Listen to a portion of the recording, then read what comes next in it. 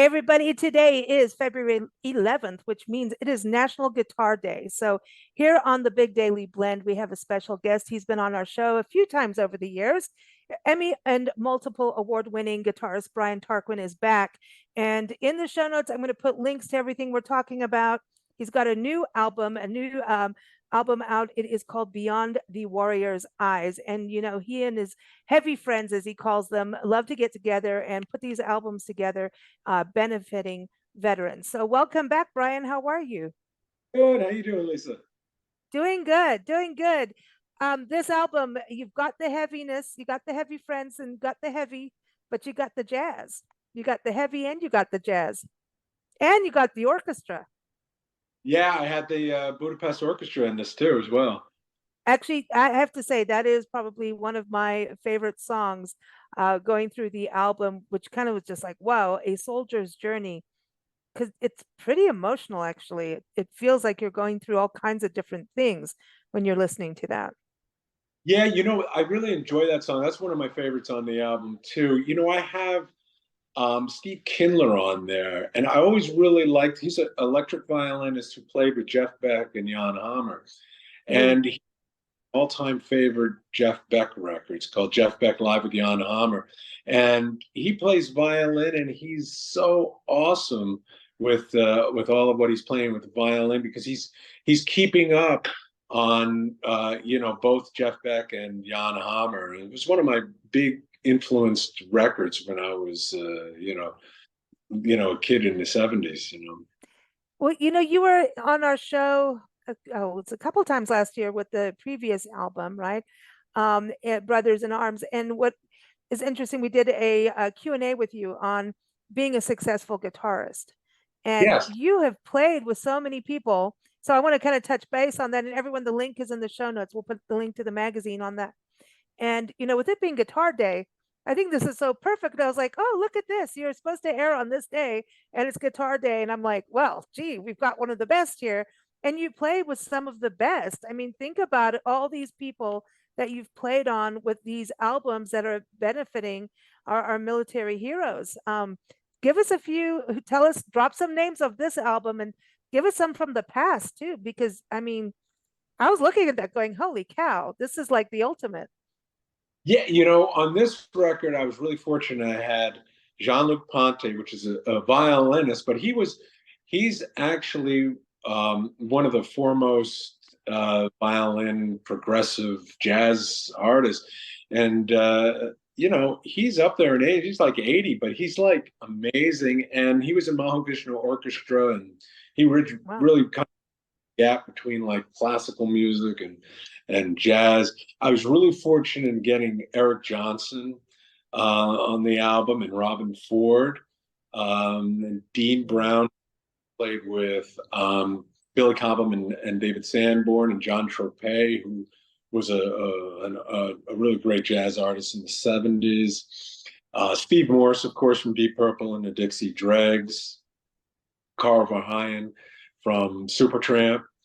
It was great. And Larry McCray, I brought him in. He's a blues guitarist. He played with John Mayall, but Mm. I was style. So it was great. And then Hal Lindes, who's been on some of my other records, he was from Dire Straits, and of course, the other guitarists from the last album. These two albums of Brothers in Arms and Beyond the Warrior's Eyes were done over the pandemic, and they were one record. And when I got through with it, because I kept going with it and going with it, and when I got through with it, I realized, hey, these albums, this can make two really good records in their own genres. Because I thought releasing it as one, they'd probably lose some meaning to it. So this way, I released the Brothers in Arms as a metal record, with Vinnie Moore and of course Joe Satriani and Jeff Duncan from Armored Saint, and then this one is more of a jazz fusion record Mm. where yeah, guys like Jean Luc and Eric Johnson and things. So It's interesting how you merge it all together, going into the metal and then the jazz. And I think that's what brings a warmth to your music, is that you're bringing those two together, even on the metal one, right? Brothers in Arms is also, it's heavy, but you still have that, there's a warmth to it. And I don't know if Yeah, it's the way you record or, I was thinking about that today when I was listening to the album, the new one too. I was like, yeah, there's a warmth that you have because it can get really technical, this kind of playing, right? Even jazz can get so technical that you lose, there's not you, but dynamics can be lost. And I know we always bring up dynamics, like, it's important. yeah, it is. I think the dynamics, the way it probably could be part of the way it's arranged in compositions, and also I think the way I record, because both of these records, I recorded onto tape, and Oh, then brought it back into digital because it was done on the pandemic, so they were flying me in parts of their stuff, and then we went back and I mixed it through. I have a big, studio with an analog desk and warm outboard gear, tube gear, and then I mixed it down to 1/4-inch tape, and we mastered it off of the actual analog tape. So I try to keep the warmth in there because, like you said, with this kind of music, it can get a little too technical, but also, with the new recording techniques, it can get a little too frigid, a little too kind of stale, mm-hmm. Yeah. I, And then playing with different people, does that kind of also change it up for you? yeah, Putting this together. yeah, because that brings in dynamics when you bring different players and different people to the into the mix, where they like, oh wow, this is, a violin player is going to play very differently than a metal player, and then as opposed to a keyboard player or so forth, or more of a jazz guitarist to metal guitar. So it does definitely depend on the song and the player as well. Now you've got the same drummer for both albums? Yes, I do. Reggie Okay. Pryor, Yeah. long time. So, I mean, what kicked you off into doing this kind of album and doing it for veterans? Because you're always raising awareness and money for veterans in different ways with this. Yeah, I was always, having being a child of the '70s. I think that, and it's kind of, the veterans were treated so poorly back then that I'd always kind of left an everlasting mark on how they kind of, when I grew up in New York City and I saw these veterans homeless and going through the subway, and it was kind of like, disgraceful the way kind of America turned their back on everybody at that time.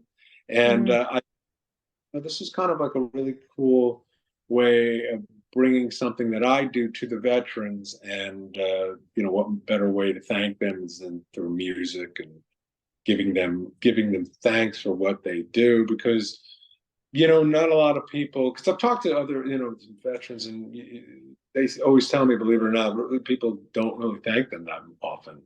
mm. So Some of them don't want to be, talked to. There's a difference. But then I think you're really right. We've been doing some shows since we last talked on Vietnam War history, and yeah, talking about that when you were either drafted or you went in, right? And coming home, how they were really, like you were saying, they were put down. And then also, what about all helping veterans, after they come home, whether it's for mental health or actual health care? I think the system has some things in there, but it's so difficult to get through it all. I mean, it's like I always say that when someone gets really sick, the medical system is worse than dealing with the medical issue sometimes.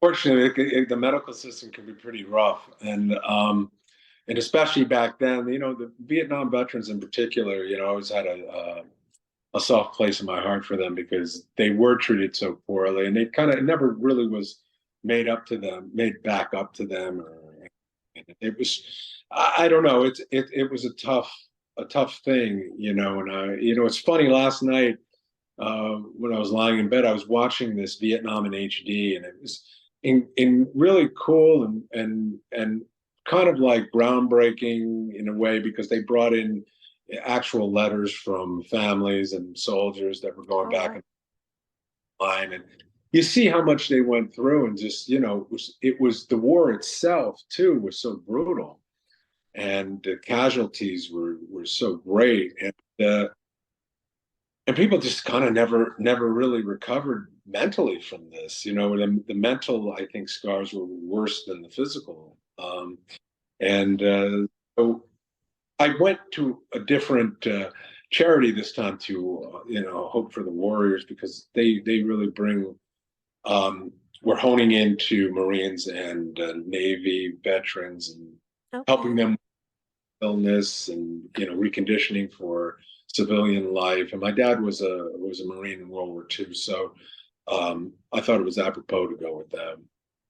So, and I want to tell everybody we're going to have the link in the show notes, whether you're watching this on YouTube, listening on Spotify, wherever you are. We're going to have that link in there and up on our site, because you can go to, well, you've got a couple, there's one that's actually a donation page. How does all of this work so people know how to, I mean, number one, everyone can go to briantarquin.com. You can start there.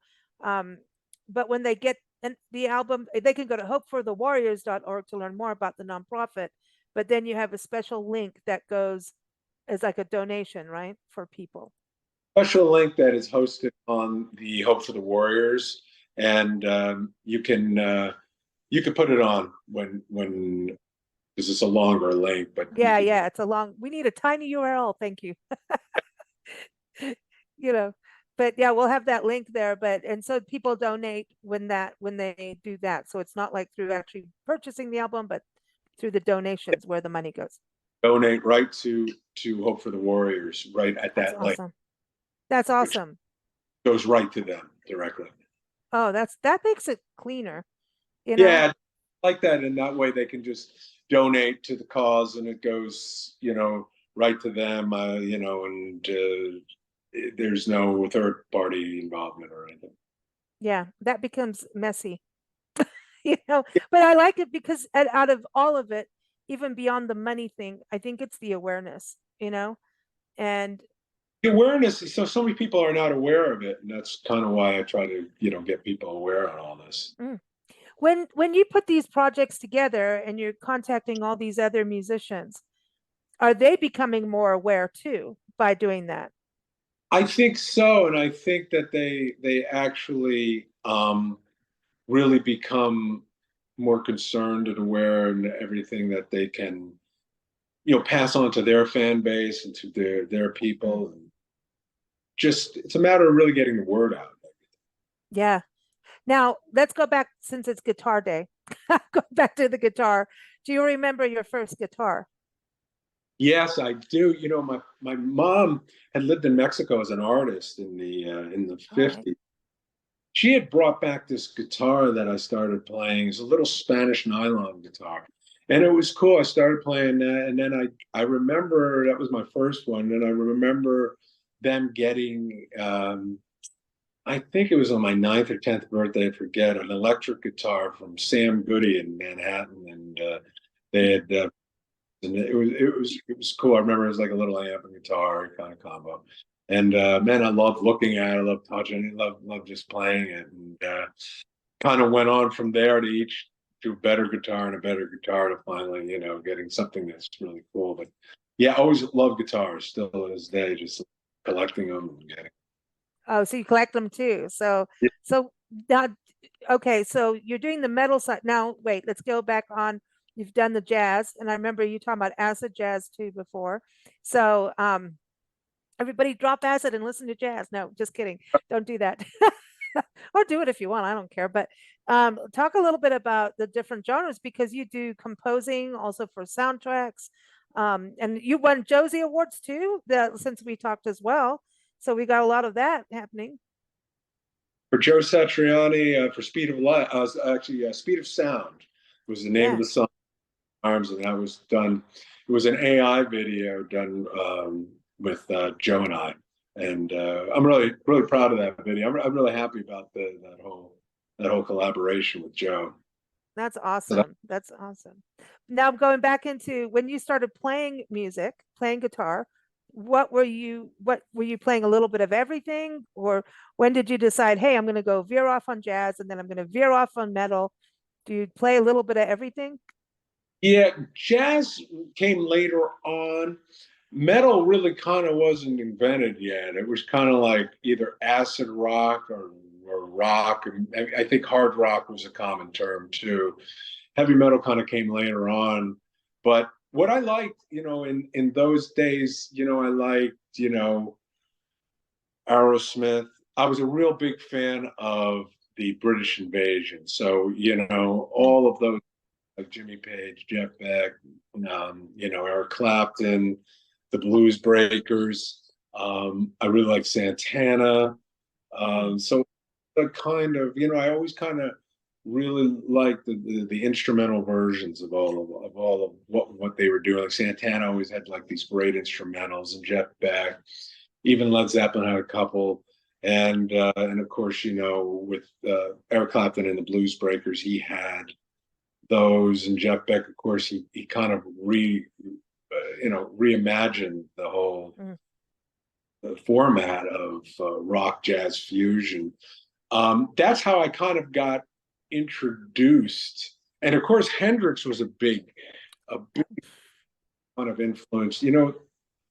Third Stone from the Sun was so jazz influenced, and it was really cool. You had these great chords and these octaves. That's how I found out about octaves was Hendrix, not knowing that, Wes Montgomery had invented it years and years before. But it was like listening to all these great Hendrix riffs. Third Stone from the Sun was one of the big one. And what about Gary Moore? Because actually listening to this album, I was like, I would have loved, I know he's passed now, but Gary Moore belongs on this album too. I'm just saying. I just kind of heard, Yeah, Gary was great, especially Gary with Thin Lizzy was another favorite of mine. He was in Thin Lizzy, and they had like always these guitar dual harmonies and everything going on, and I was really always influenced about all of that kind of thing. So, you probably begin to hear it in all the playing that, I'm drawing from all this.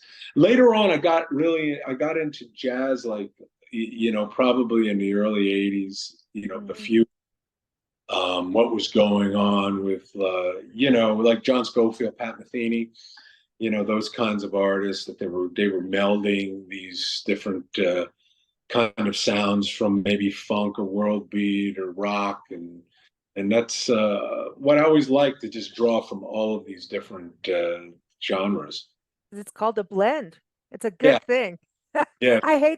Well, I love this album because you really do blend in jazz and metal. So it's almost touching toes with prog rock in a way, the way some of the songs build up and then it like eases you out. And it's like, oh, we're bringing you back in. It's like you're in and out of war. I also look at it as like it's telling a story too, the whole album, the 9 track. I only have one vocal track, and that's These Colors Don't Run by with Phil Naro and Steve Morse. That's good. It's good. I love the whole album. It was surprising. There was like surprises in there for me after the last one. So that it's not surprising that I liked it. I already knew I'm gonna like it, but I was like, oh wow, I didn't expect this over here. I know you told me you're gonna have some jazz in there, and I was like, oh, listen to this, So you kind of it almost takes you into, like, if you think about a battle, right, and in all the different wars, and it almost takes you on a geographical journey, but then an emotional journey of what soldiers go through, whether it's in war, and then there's the war that comes once you come home, and the internal war, Exactly it. Yeah. Yeah. I guess a journey, that's why with the soldier's journey, I want to make that so cinematic with the orchestra, because it really does take you on this journey. That's anthemic. That is like an anthem. That's just like, and especially to have something anthemic that is instrumental, you don't hear that very often. Yeah, it's true. Because with instrumental, I always feel like you gotta captivate the audience and keep them, because there's less attention span than certainly a vocal song, because vocal songs are more people can latch onto those. So what's next? What's next? I don't know. Right now, since the album just came out, I'm trying to support the album what I can. And It's already charting, right? You sent me a list. It's on. Tell everyone it's doing good. it just charted top 10 on the jam band charts. So which that was great. I'm glad people really enjoying it. So and my Spotify numbers have really gone up quite a lot since this album came out. So Good. with people streaming. So I'm glad people are enjoying it. It's always hard to know with an instrumental record what they're going to like it, or how they're going to react, what songs people. Does Spotify help? I mean, I'm so confused about this now. 1 minute it's good, 1 minute it sucks. Snoop Dogg saying he's getting a little bit of money from all these, songs being played by, gazillions and bazillion times, and then it's like, here's your pennies.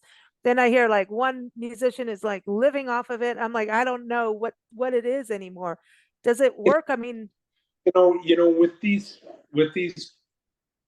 streaming, especially Spotify and Apple, it's all about getting the song, I believe, on a large playlist. And once it gets on a large playlist, then you have an audience, and the audience really starts to listen to it. Then your monthly listenership goes up. And the way it is I think the way they try to do this whole thing is that it's a numbers game. So if your monthly listenership up, you get your listeners, and you then see more money.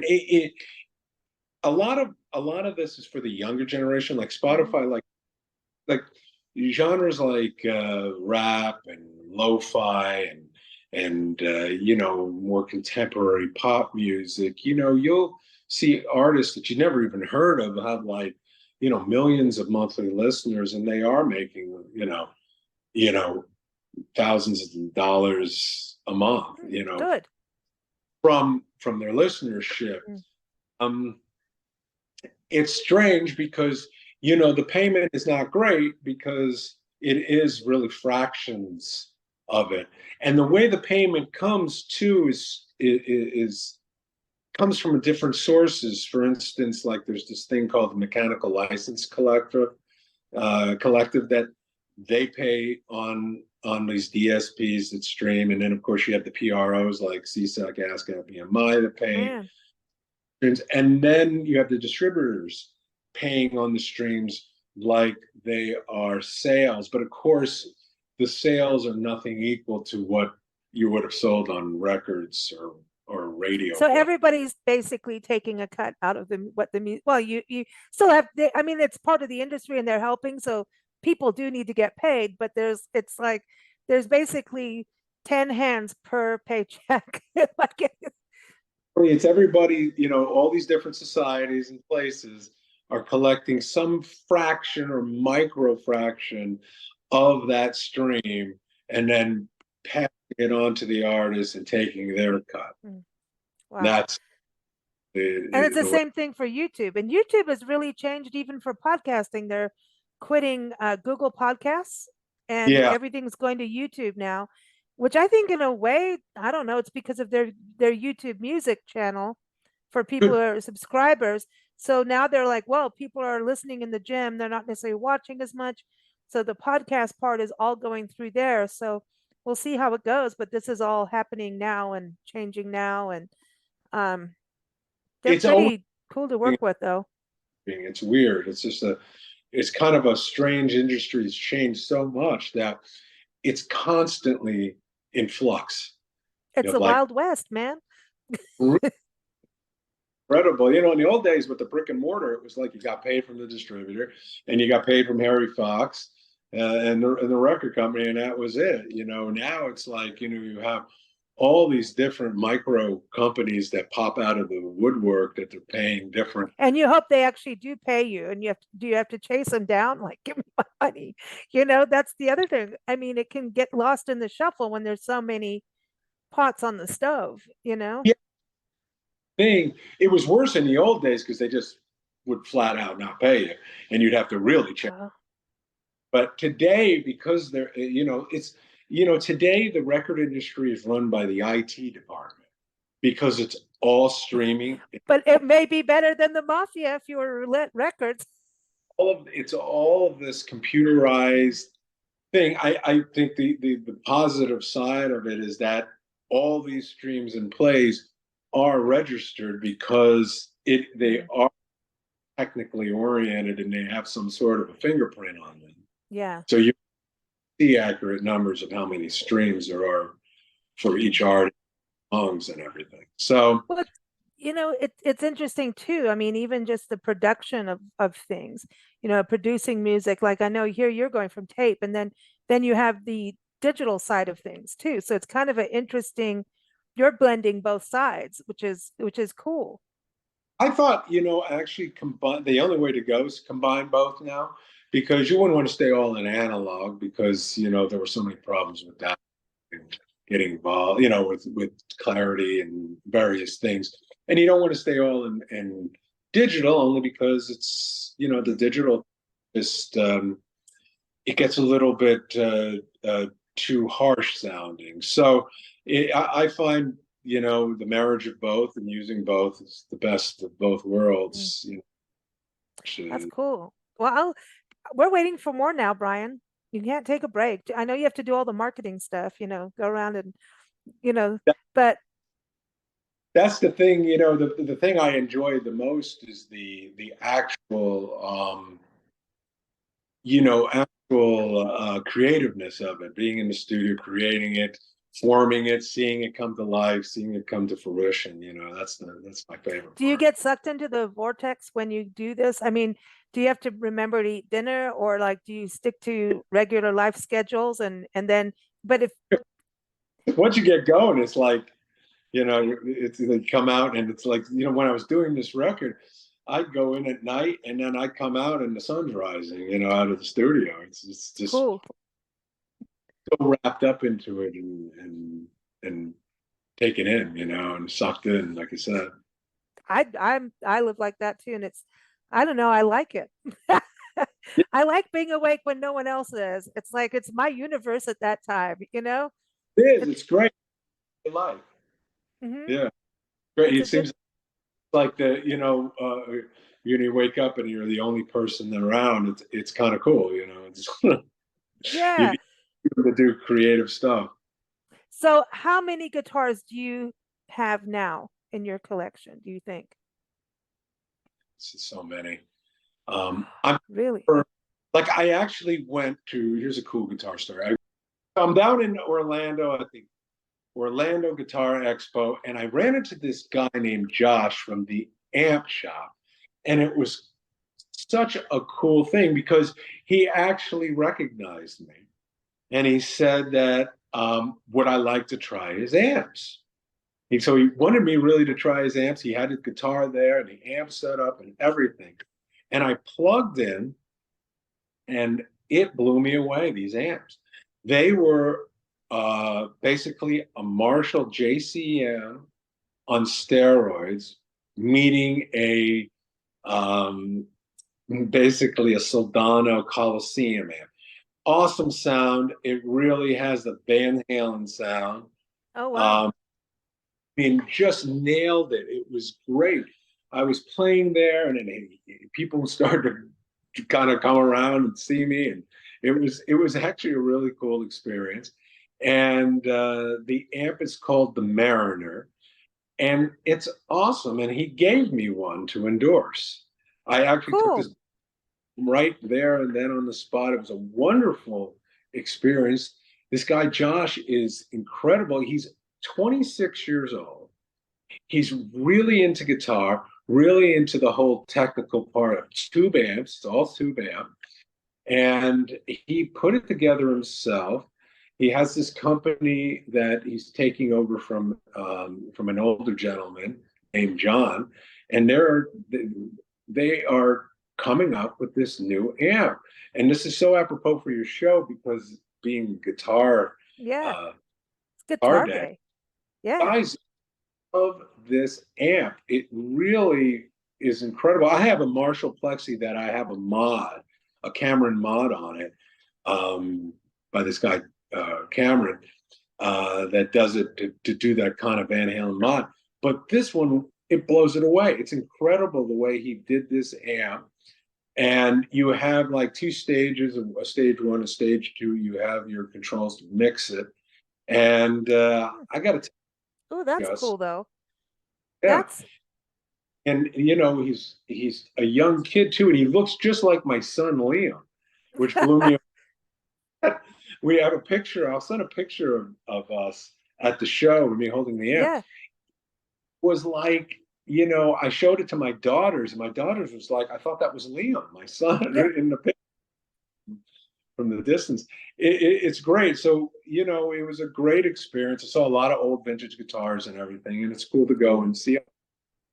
But it's really, really Well, incredible. that's interesting what you're saying about, the amp is just like you get the guitar, but having the right amp for the right guitar, that match. I mean, So important having the right guitar for the right amp and vice versa. And actually the right equipment. Another shout out who I really support, and he's a young kid too. I think he's probably in his 30s. You know, he has a company here in Florida called Audioscape. He makes, you know, microphone preamps and audio gear, compressors, limiters, really to spec of what the vintage was back in the day, back in the 60s and the 50s. oh, And I have a cool. name is Chris Yetter, Audioscape. Everybody go to him. I want to give a great shout out to him. You know, he's endorsed me through the years. And one of his great things that I love, he's got like basically this thing that's a 1176. It's a copy of this compressor. It's a simple thing. He's also got a version of this as a mic preamp. And I have to say, it just sounds so Hmm. awesome on guitars, as we were speaking about guitars. So Yeah. um, it's about the tools. You got to have the right tools for the game here. And if you want to get those authentic sounds, you know, the plugins, they've come a long way and they sound good, but they're just not as good as as the real thing. That's It's not. interesting. Yeah, when you talk about plugins, I go to websites and I'm like, and I hate plugins are always doing updates and they suck. Yeah, exactly. It's like, you know, it's you need the real butter. It's not, I Yeah. can't believe Yeah, it's yeah, just, yeah. So so with guitars, like when you look at, you were talking about Van Halen and, Hendrix, have you ever purchased any other guitarist guitar that you really wanted, or like do you listen to what they do and then go, I want that guitar, that kind of guitar for this sound that I'm working on?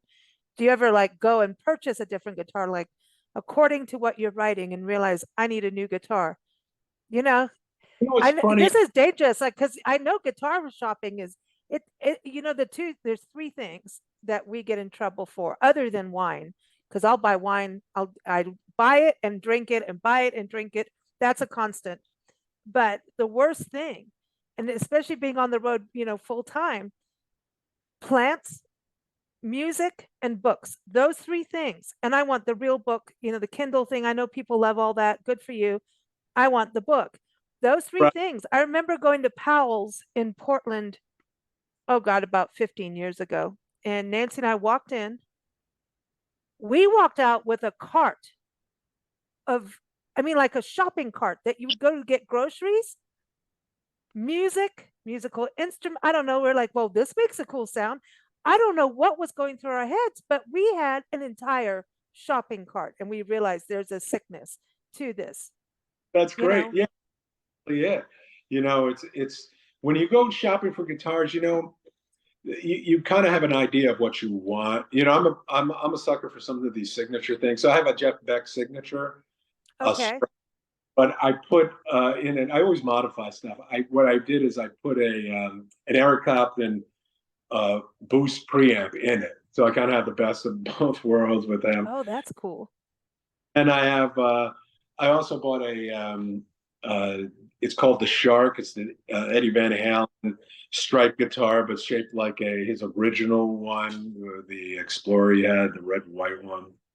And so you know, I like getting some of these sounds, and I also like building guitars. So I put Oh, guitars. Like I make a body. Like I made one, last year. It was like a gold top double cutaway Les Paul, and I put like a Van Halen pickup in there, and I put like a '59 Seymour Duncan there, and and it came out great. And I put like a Strat neck on a neck on a body that's a less.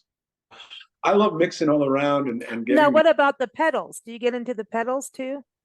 I do. I'm not such a big pedal guy, though. I've written a book about pedals, but I do get into pedals. Pedals are kind of cool. I like whammy bar pedals to get these different effects, and wah-wah pedals. And in fact, it's funny. GHS just sent me this pedal. It's a great. Man, this is good. This is good timing for everybody. The Black Cat Rocktron wah pedal, and it's a really great pedal. It's awesome. And since we're talking about all the guitars, I have all. Well, okay, so you know what guitar now? I want to get a Buddy Guy guitar because the polka dots are cool. Kind of cool, right? Yeah, I mean, here's a guitar right here behind me. It's the Van Halen one. It's called Tahiti Nights with the color. That's beautiful. Love it. It's I got it on a trade last year, and I absolutely love it. It's like has a baked maple neck and his signature Wolfgang pickups, and his and the obviously the Floyd Rose. It's a great it's an awesome thing for this Well, okay, so you're so into Van Halen, Eddie Van Halen. There's a new book out about him called Tone Chaser. Have you read it? I haven't. When did it come out? Yeah, it's in its third printing now. Right now, he was on our show. The author was on the show, a rock journalist, and he has all these late night tape recordings from his time hanging out. He was his really good best friend with Eddie Van Halen, and he transcribed these recordings. What I heard one of them. He was the editor-in-chief of Guitar Player magazine at one time, I think. Well, I don't think he was an editor. He had like 8 or 9 cover stories in Guitar magazine, I think. So yeah. So that's cool. Yeah. I didn't read that one. Yeah, it's good. It's good. I was just thinking since Eddie Van Halen, so that's obviously someone who influenced you too. Yeah, Eddie did. He did a lot, and Jimmy Page did a lot. So that I love Les Paul, and of course. Do you have any guitars that are double necks? The double guitars like that? I used to have a double neck Gibson, the 12-string on top and the 6-string on the bottom. Have they made a guitar that is like where you could do bass and guitar? Like that's not well. Geddy Lee from Rush used to have a double neck Rickenbacker. It was a bass on the top and a 6-string guitar on the bottom. No way. Yeah. Now, what about a war guitar? Have you done a war guitar? You've got to try the war guitar. Have you seen those? War. Yeah, they're interesting. Yeah, the war guitar. They're big, right? They have a huge headstock. Yeah, big, really wide neck. I mean, it's like a bass. Bass? Mm-hmm. Yeah. Yeah. Huh. Well, this is cool. But I do want my Buddy Guy guitar, and I'd like a national guitar. I love slide guitar. It's my thing. That's. I've been wanting to get a dobro or a pedal steel or a lap steel, just because I love the way it sounds. It's great. The whole different tuning, but it sounds really cool. And like those early Led Zeppelin records, Page was using like this great pedal steel guitar on. Songs like Your Time Is Gonna Come, and it was great. I love this. I think all of that sound, like slide guitar and lap steel and everything, all of that sound is what influenced some of the wah-wah pedals. Yeah, absolutely. I think for sure they really, really did a lot of influence on that. And of course, Hendrix and Eric Clapton made them so famous, White Room with the wah wah with cream, and Mm. of course, reinvented it. Now, what about Peter Green? I know I've brought him up. He is like at the top of my list. Gary Moore, Peter Green. Um, there's oh my gosh, Rory Gallagher. I'm sorry, but he Yeah, I love Peter Green during the days of he was in John Mayall. John Mayall Mhm. had the greatest guitarist in his band. You had Mick Taylor from the Stones, Yeah. Peter Clapton. I mean, he just had so And many. Larry and also Caroline Wonderland. She was in him, and then we had Buddy Whittington on our show recently, and he played with him too. So, Fleetwood he was the oh drummer. yeah, Mick well, Mick Fleetwood is one of the best drummers ever. He is. He's a badass, and he's just Rory, crazy. Rory Gallagher's another one. He was really good. I think one of the best, and the fact that he helped musicians. He helped. He tried to help everyone in Ireland to get out and get, performed. He read a guitar magazine even, which I thought was cool. Rory brings not just like American blues, but he brings this also kind of the folk Irish music into his Hmm. playing, into his music. It's great. It's like it's kind of like Irish folk music meets Delta Hmm. blues. Well, it would have been interesting if he met Ryd Cooder. Ryd Yeah, Cooder to me is also like he's a hell of a guitarist because I think he puts everybody in front of him. He's about less is more, I think, with him. yeah. He definitely kind of stood in the Hmm. backdrop. And Yeah. Say that again. Albert Lee. Oh, yeah, yeah. Oh, him and Stevie Ray Vaughan. Stevie Ray Vaughan, I love Stevie Ray Vaughan. He was like the last great blues guy. I just love Stevie Ray Vaughan. He was great. He had such a great tone, and his feel. Did you ever see the Albert King and him perform? That's I exactly what I was thinking about when you that is just, dude, that was insane because they don't care if their fingers are bleeding. They don't give a damn. They're all in, you know? no, no.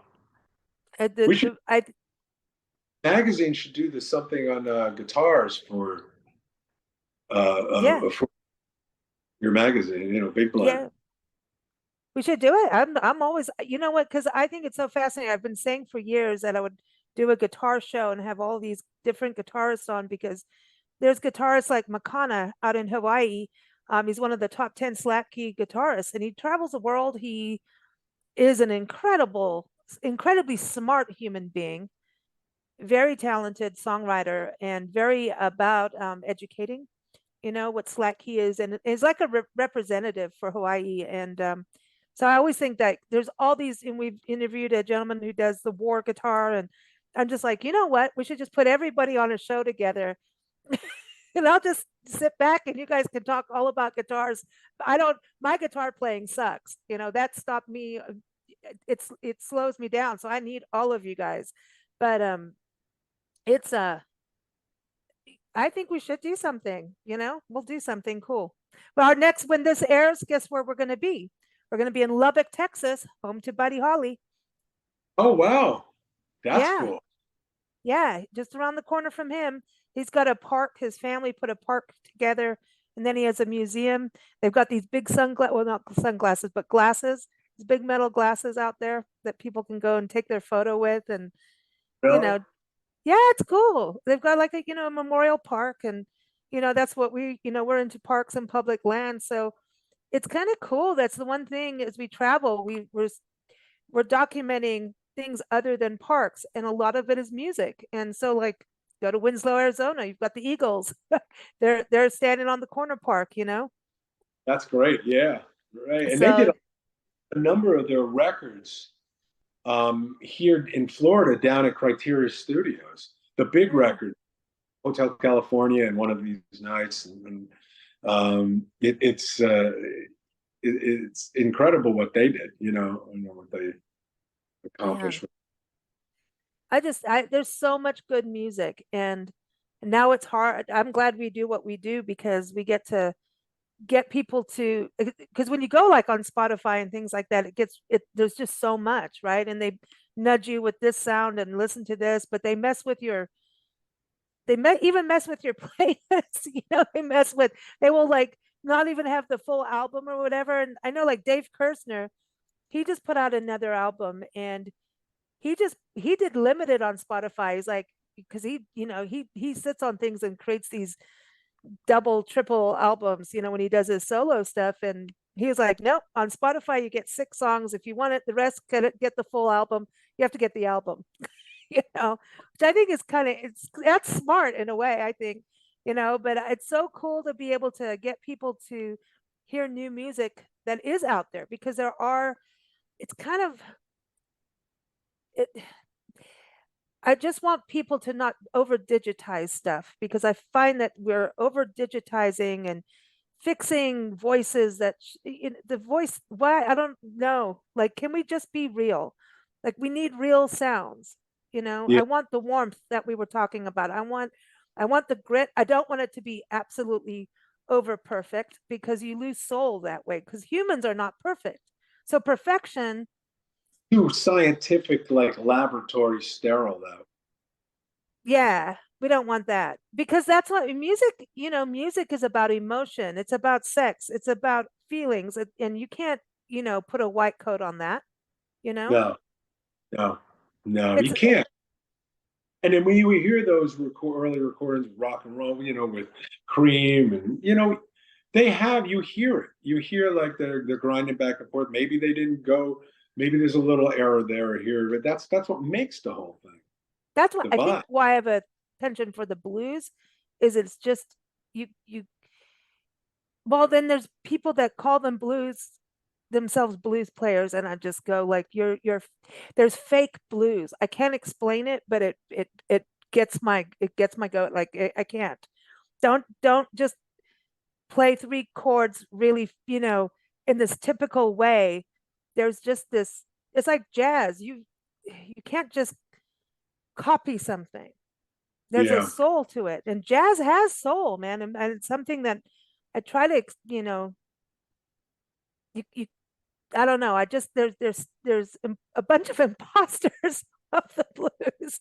And it makes me, it's like maybe bar band stuff. I don't know, but I got really good blues musician friends, and when you hear them, it's like, damn, that's real, you yeah, know?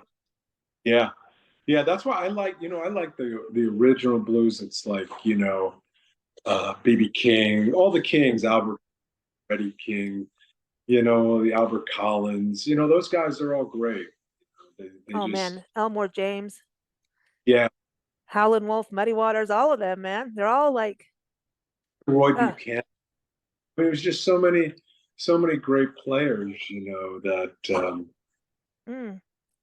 Hey, we got Larkin Poe. They did good. They won a Grammy. I was so happy to see that they won a Grammy. And Bobby Rush. Have you listened to Larkin Poe? oh yeah, yeah. Yeah, they're doing good. I never do. It's just too painful usually. But they want. Well, Brian, it is always a pleasure to chat with you. Come back anytime, get more music out. We're excited. We're excited for this one to be out. So everyone, briantarquin.com, all the links are in the show notes. But again, the album is Beyond the Warrior's Eyes. And you can go to hopeforthewarriors.org to learn more about the nonprofit that's connected with this. But again, the link for donations are in the show notes. And then all of this will be on our site and magazine later too. And also, we want to give a shout out to our friends at the Lion and the Rose Bed and Breakfast who love metal. They love music. They are wild, Mr. and Mrs. Wild. They're based in Asheville, North Carolina. And whenever Brian comes on the show, they're like, we want to be the sponsors. So we let them. So lion-rose.com. If you go to Asheville, North Carolina, you got to stay with them. They give you a beer on check-in. I mean, homemade brew. I feel like going there now. Actually, you should. Well, the Orange Peel's around the corner. They see a lot of good music where they Oh, are. Yeah. Right. oh, Right now they're road tripping to see music. They're seeing Pantera and, oh, who's the other one? Disturbed. You go. I didn't know Yeah. Pantera was gone. Yeah. they're still going. So there it is. Well, thanks so much, Brian. Sure.